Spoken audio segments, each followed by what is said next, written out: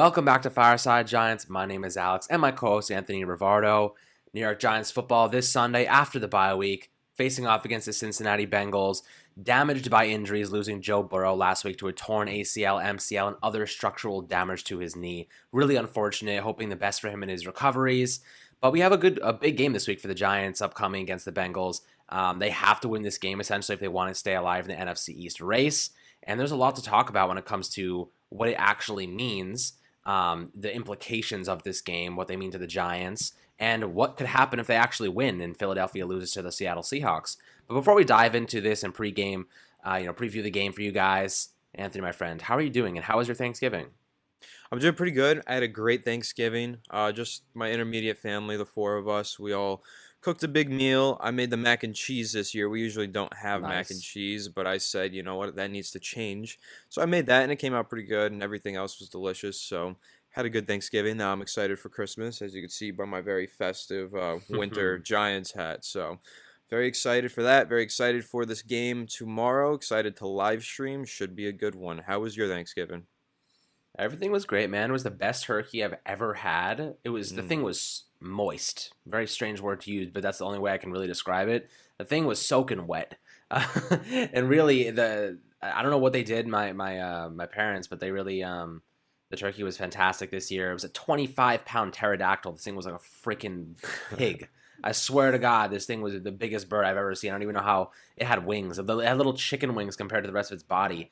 So it was super interesting to see a bird that big, but it was delicious. Everything was really good. Spending some close family. But I hope everybody else that's listening also had a fantastic Thanksgiving. Great turkeys, moist turkeys, great side dishes. Spend time with some immediate family. If you didn't get to go home, you didn't get to see family this year.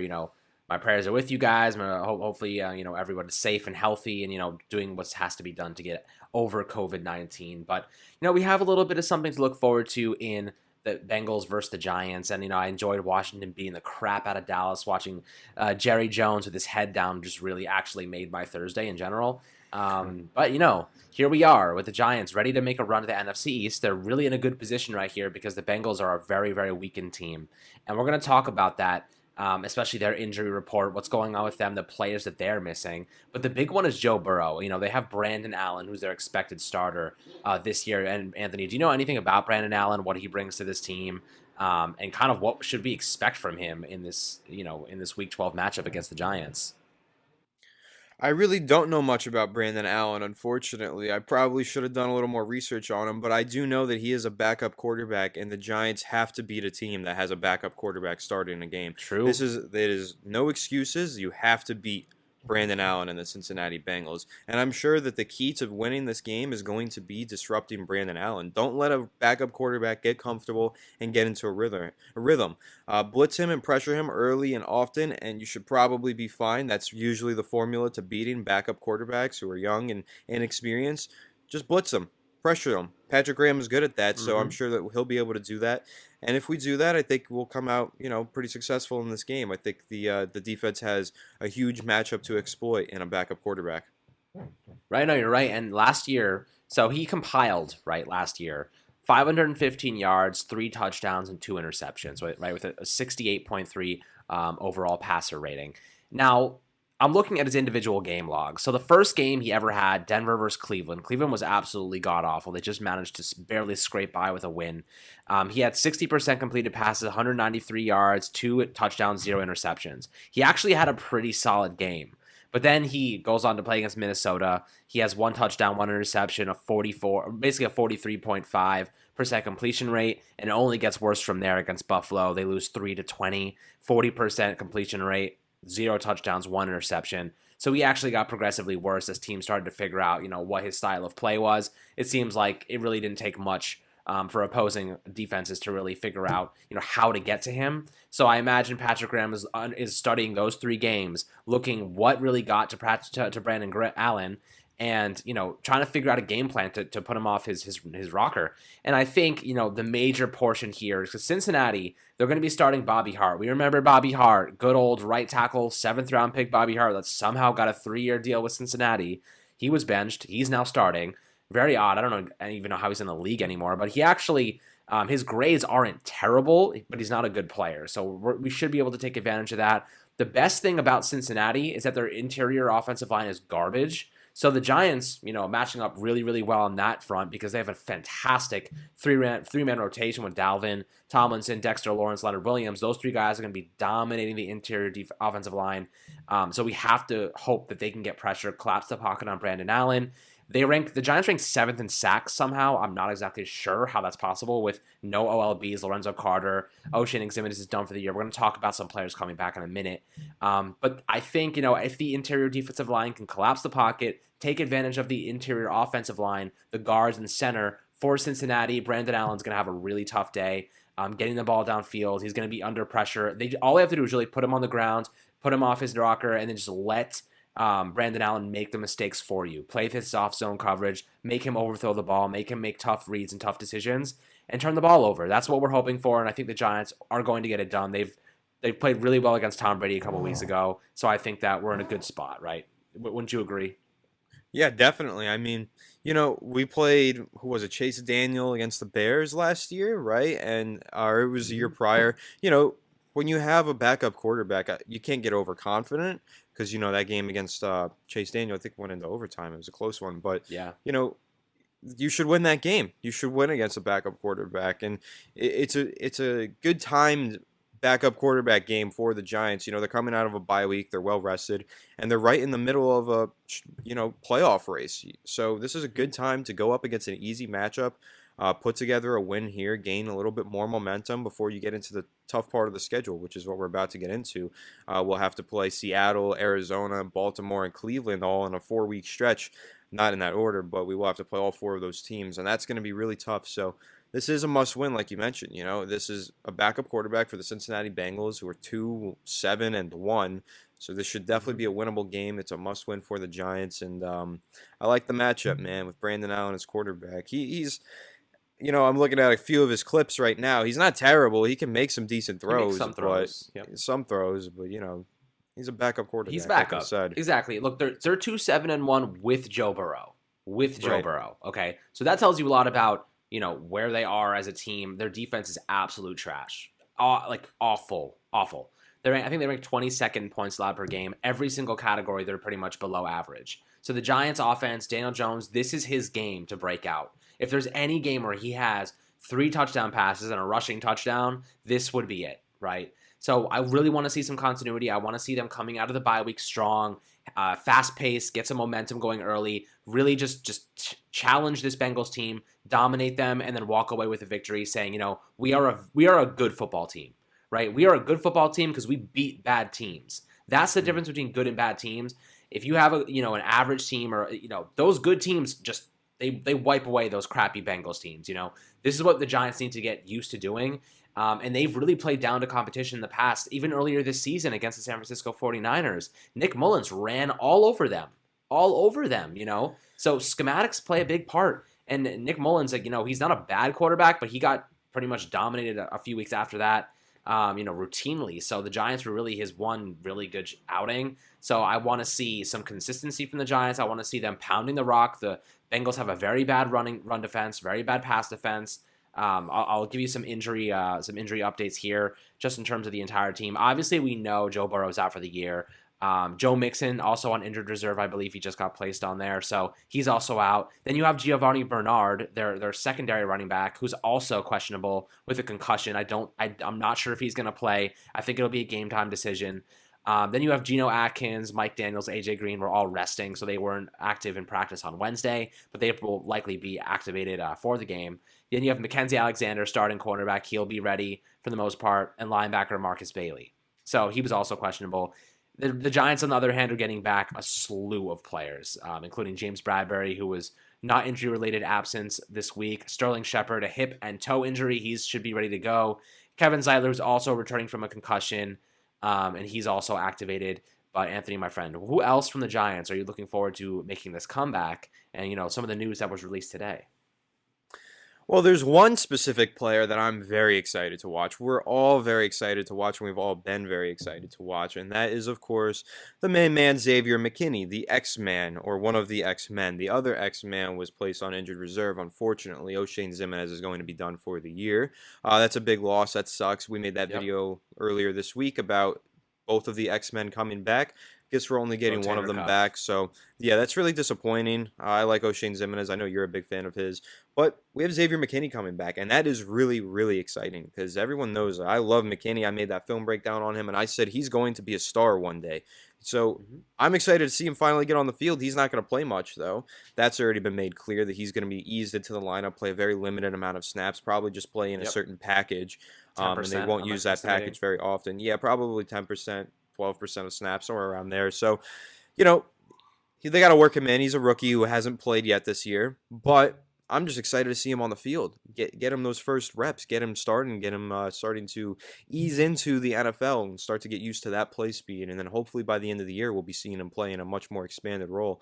But it'll be really exciting when number 29 runs out of the tunnel tomorrow and we get to see him make his first NFL debut with blue on his helmet against the Cincinnati Bengals. I'm very excited. Yeah, me too. I mean, Xavier McKinney is a guy we've been constantly talking about. And, it's important to temper expectations because we don't know what he's going to look like right off the bat. But the guy's a Swiss Army knife. He's a student of the game. He's been learning from these guys. Even Logan Ryan went as far to say as he's been exemplary. He gets in earlier than I do. The guy's been there. He's been very much learning this system. Even though it's not been on the field, he knows it like front and back. He knows what he's supposed to be doing. Now it's just applying it to the game. So I would like to see him get some live action, some specific packages. Hopefully, if the Giants are winning, they can get him a little bit more action than they anticipated, just to get his body, a feel for the game. Because NFL hitting guys in the NFL is different hitting guys in college. So it's going to take a couple of weeks for him to gain that stamina, gain that physicality, and what to expect in preparation with your body on a weekly basis. But in addition to McKinney, a couple more guys coming back. Linebacker Tay Crowder. So he's a big one. I think he'll be slotted That's in next exciting. to Blake Martinez. Exactly, yeah. So he's our really our covered linebacker at the moment. He's our Mr. Irrelevant, if you would say. Last pick in the 2020 NFL draft. And here he is. He's capable of covering guys at a much more successful rate than Devontae Downs and Mayo. So I want to see him get some more reps alongside Blake Martinez, really shut down the middle of the field. The Bengals are a perfect game for the Giants to really get some of those guys coming back into live action and get them some serious reps. So that way they go into, Seattle, Arizona, Cleveland, Baltimore. Those games are going to be tough. No chance that they're going to be easy. So you want your guys to get this win against the Bengals, get some momentum, get some live reps, and then hopefully, carry that over into the more difficult matchups. But also getting Graham Gano back, huge. He had tested positive for COVID-19 last week, or a week and a half ago about. So, he was on the COVID reserve list, and now he's making a comeback. And the Giants really need him. Without him, their special teams is half of what it really is because he's only missed one kick this year. He's been phenomenal across the board. I mean, Graham Gano is one of our best free agent signings. We did a whole video on it. Guy's been incredible. So having him back and active is going to be very, very big. Keep the momentum going. Don't let him get soft. And I really think this bye week was perfectly timed for the Giants to get a few guys back, get those COVID guys, situated, tested negative. But I'm really excited for this team right now. They're really coming off, aside from O'Shane Ximines, they're really going into a healthy spell. Also, Matt Parrott won't be active with COVID as well. So there's a couple guys there that will be, not used to playing full reps. I mean, Cam Fleming's, he's used to it, so he'll be fine. But I'm really excited about this team. They're really gaining their health back at the right time, getting some big playmakers in McKinney, Tay Crowder. They're getting Brandon Williams back. I think they're also getting, Adrian Colbert as well at safety. So they have a bunch of guys. They're going to be rotating, playing some more depth pieces, keeping their guys fresh as the season goes on. But, I mean, all in all, I'm pretty excited for this game. I think that the Giants should win handily, but I'm going to let you give your prediction for this contest and what you think, what to expect really throughout the game. Yeah, this is a game. If there's ever a game on the Giants' schedule, this is the one that they should win in a landslide. This should be a blowout game. They're going up against a backup quarterback. They just lost the heart and soul of their team. They don't really have a good defense other than really Jesse Bates is phenomenal. That guy is really, really good. He's playing as the best safety in the league right now, so that's someone you have to keep an eye on if you're Daniel Jones and the Giants. Daniel Jones is going to be the key to this game. he's pretty much the key every week. Is he going to turn the ball over at an extreme rate, or is he going to keep the ball clean for the most part? If he can go a third straight game in a row without turning the ball over, that would be huge, especially considering that he's going up against Jesse Bates, who's, really, he's a ball hawk safety. And Jones likes to take some shots downfield when he's afforded the opportunity to. And he's just got to be careful about Jesse Bates, because that guy is rangy. He can get from sideline to the hash really, really fast. So, we got to see. Daniel Jones has to be careful in that regard. And if he can play a clean, turnover-free game, they should win. Without a doubt, if he does not turn the ball over, the Giants should win that game. Because you should expect Brandon Allen should probably turn the ball over once against this defense. Agreed. This defense is pretty solid. This is the last very winnable game left on the schedule until Dallas in Week 17. That's another one that's winnable. But this is the one that you have to win, because it's the only one that you're not going to struggle to win. So if we do struggle to win this, say we only win by a field goal in the end, Graham Gano comes off COVID and hits a field goal to win the game, I'm not going to be happy about it. I'm going to be really disappointed and really pessimistic about the future, because the Giants should win this game handedly. They should really... It shouldn't be a close game. And if it is, that's a disappointment, and that's concerning. So, to me, this is a must-win. They win this game, then they got to travel along death row with Baltimore, Seattle, Arizona, and Cleveland. As we mentioned, those are a lot of tough teams. All of those teams might end up making the playoffs. I actually think all of them will. There's a good chance. Maybe one of those AFC North teams won't. Probably Cleveland won't. But all those teams should make the playoffs. So that's a lot of tough teams we got to go up against. So we got to win this game, get some momentum going into that death row, those 4 weeks before we play Dallas in Week 17. So must win. My prediction, I think the Giants will win. I think they're going to win. You think they're going to get 30 this week? You think they're going to finally hit 30? I know 30 is always like that threshold that the Giants struggle to hit. But when they do, they usually win. So I think they're going to hit 30. I think we're going to go 33-17. That's going to be my prediction. 33-17. What do you think, Alex? 33-17. Yep. I mean, I want to say they're going to break 30 points this week, and the reason is it's the Bengals, man. Their defense is trash. Right. We're going to run the rock on them. Daniel Jones is going to have a few really nice zone read options, I feel, in my blood. I feel like we're being too optimistic, man. We're being so optimistic. No. I feel like we're going to jinx it. We're giving them the kiss of death. Right now. I trust Joe Judge right now. I trust that he's going to keep this team, disciplined, because we've seen in the past where the team would have a good week and then they come back and get blown out. We're like, what the hell just happened? I don't think he's going to let his team miss a beat. He understands that the bye week is sometimes a momentum breaker, right? They're coming off 2 wins, 2 games where Daniel Jones hasn't turned the ball over, 2 wins with 150 plus yards on the ground. I mean, those are 3 and winning time of possession in both. These are 2 games that, were perfect by all means for the Giants. They really needed these 2 dubs. And we saw what Washington did to Dallas. They're not a bad team. We just outplayed them very, very well. Now, I really want to see this team come out of the bye week strong, have some, start fast. That's the big thing for me. I want to see them start very fast and get some points on the board immediately. Put the Bengals in the rearview mirror. Don't let them have a chance to score first. Don't let them get any opportunities. Bury them right in the first quarter and let them be playing catch up the whole game. Because I think the Giants and the talent they've had, the way they've played the past few weeks, even against Tampa, they can blow this team out. When's the last time we've seen a Giants team blow a team out, really? This is a game where I can see them completely dominating it. And if they let Brandon Allen beat them, I'm not even going to go there. I'm not even going to let myself go there, because it literally cannot happen. This is the opportunity for them to show them they're the best 3-7 football team, in the NFL, in my opinion. Yeah, if they lose to this team, this Brandon Allen-led Bengals team, we are going to have some really tough videos to make. We're going to be very, very angry. Not looking forward to that. So we're not pessimistic. Yep. I'm not doing it. Not going there. It's just not going to happen, though. We're gonna get this win handedly, right? As we should. Handily. Yeah, as we should. So that's what we're going to hope for, and that's what we're going to expect, because if you expect anything less, then you're a pessimist, right? Or are we just the optimists? I'm not sure.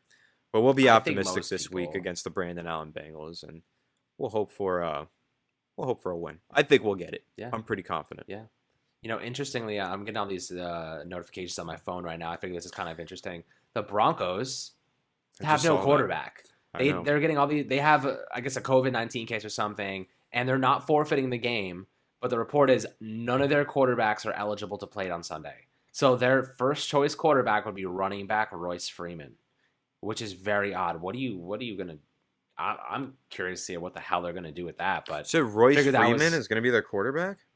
They just said Royce Freeman's their first choice quarterback if they don't have a quarterback. You have to have someone that has you have to have someone that knows the playbook, you know. So you can't forfeit. Like you forfeit, you lose. They at least have to try. Wildcats all day, baby. I don't know. That should be exciting to watch, though. That should be interesting to watch. That's like a real historical. It is a pretty historic moment to have a team not have a quarterback. That's really interesting. I wonder how that's going to go. I assume it's going to go really, really poorly. I cannot imagine that goes well at all. Yeah. Oh, that's terrible, man. Oh, well.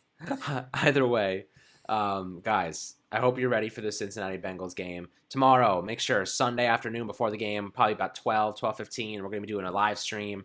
Yes, please come and join us, have some fun, talk some football. It's going to be a real party in that live stream. Real pardy in the live stream. I want to hear what your Thanksgiving dinners were like. Yeah, like literally tailgating. Maybe we'll have a beer on camera. We'll see about that. I don't know.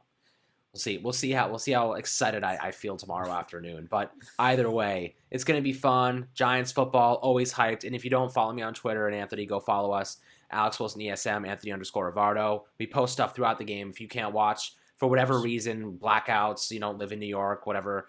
I post clips throughout the entire game. I pretty much am analyzing everything as it goes. Pretty much giving you everything you need to watch the game if you can't watch it visually. So hopefully you guys enjoy that. And we'll catch you guys tomorrow on the live stream and next week for our hopefully successful and happy post-game analysis.